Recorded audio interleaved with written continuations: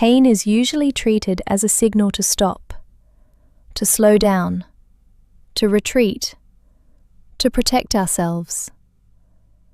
But Can't Hurt Me argues that discomfort is often the place where growth begins. That is what makes this book so different. It is not really about motivation. It is about what remains when motivation disappears. David Goggins tells a story of trauma, fear, self-doubt, physical hardship, and repeated reinvention. But the deeper argument of the book is not simply that you should suffer more. It is that most people live far below their actual capacity because they avoid discomfort too early. And once you understand that, discipline starts to look very different. Goggins became known for extreme endurance challenges, military training, and mental toughness. But what makes the book interesting is not only what he achieved, it is how he interprets struggle. He treats suffering as information, as exposure, as a test of identity. And whether or not you agree with all of his methods, the principle is clear. The mind often gives up before the body truly has to. The core idea of Can't Hurt Me is that you are capable of far more than you usually believe. But accessing that capacity requires voluntary discomfort, radical honesty, and disciplined action. That is a demanding idea, because it means your limits are not always objective. Sometimes they are negotiated. Sometimes they are inherited. Sometimes they are simply untested. One of the strongest concepts in the book is what Goggins calls the 40% rule. The claim is not scientific precision, it is psychological provocation. When most people feel exhausted, overwhelmed, or ready to stop, they may still have much more capacity available than they assume. The point is not the exact number. The point is that perceived limits are often misleading. This matters because many people confuse discomfort with danger. They assume feeling resistance means they have reached the edge, but often they have only reached unfamiliar territory. Another important idea in the book is radical accountability. Goggins does not present change as a soft or flattering process. He repeatedly returns to the idea that excuses are comforting but useless. If you keep explaining your limitations without confronting them, nothing changes. That is why the book puts such heavy emphasis on truth, not performative honesty, private honesty, the kind that forces you to admit where you are weak, where you are hiding, and where you are settling. That kind of honesty is uncomfortable, but it is also useful. Because improvement becomes possible only when self-deception becomes harder. One of the best-known practices in the book is the accountability mirror. This is Goggins' method of confronting yourself directly, not through vague intention, but through visible truth. He writes difficult things down, faces them, repeats them.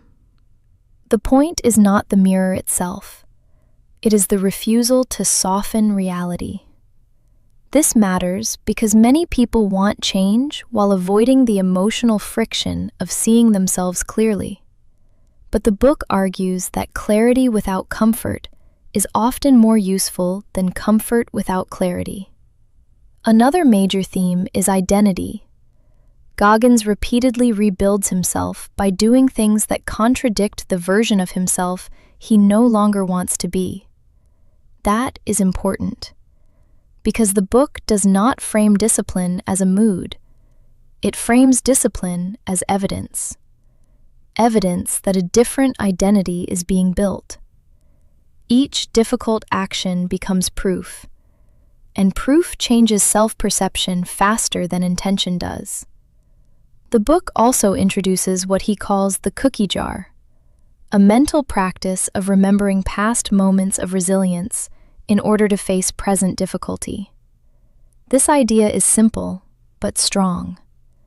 When people face something hard, they often focus only on present discomfort. The cookie jar reverses that. It reminds you that you have already survived more than the current moment wants you to believe. Another important lesson is that confidence is often earned after action, not before it. Many people wait to feel ready, but readiness is unreliable. Goggins' model is the opposite. Act first. Endure first. Prove something to yourself first. Then, confidence begins to follow. Another useful idea in the book is that mental toughness is not built in comfort. It is built through repetition under friction. Not once, not when it feels inspiring, but repeatedly, when the mind would prefer ease. That is why discipline matters more than intensity. Intensity can impress. Discipline transforms. Because the person you become is shaped less by what you do occasionally and more by what you continue doing when enthusiasm is gone. And that is also why self-respect grows differently from motivation. Motivation comes and goes, but self-respect grows when you keep promises to yourself under pressure. And over time, that changes how you carry difficulty. If you apply one idea from this book, let it be this: do not immediately trust the part of your mind that wants relief. Question it, test it, not recklessly, but honestly.